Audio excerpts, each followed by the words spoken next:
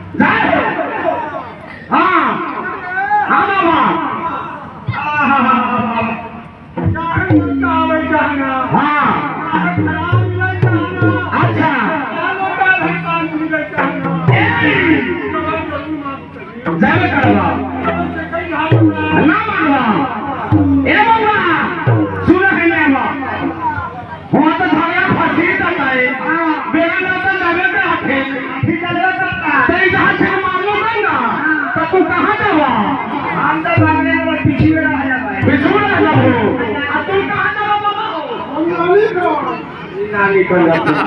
सीने में खड़ा बाहर को सीने में खड़ा है मानो हुआ कि नानी हुआ ये खराब हो जाता कहे के जाल तैयार है आता बुधवा वाला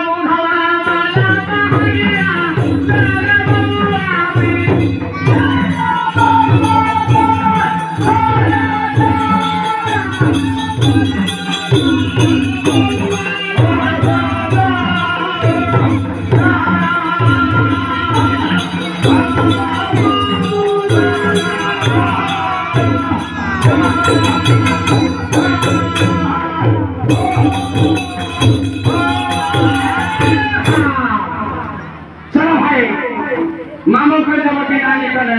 तनी मामा के पहुंचादा शादी हो शादी क्या है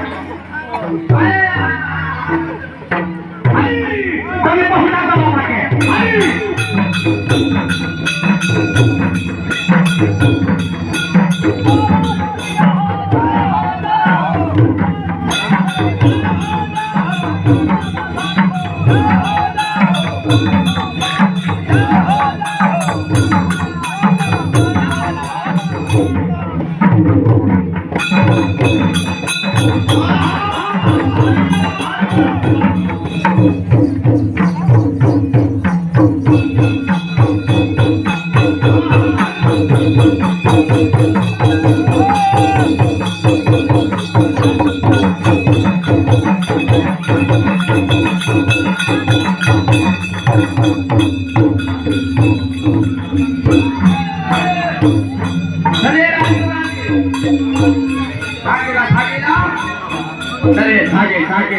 रोहिया ने बताया कि रास्ते में बैठ के जान बजान रोज रहे बाना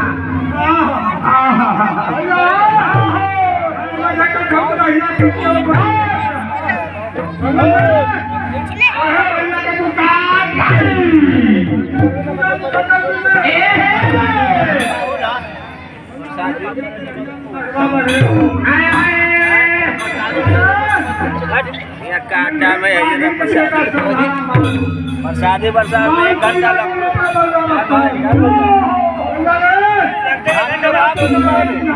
प्रसादी पहले ओ बाबा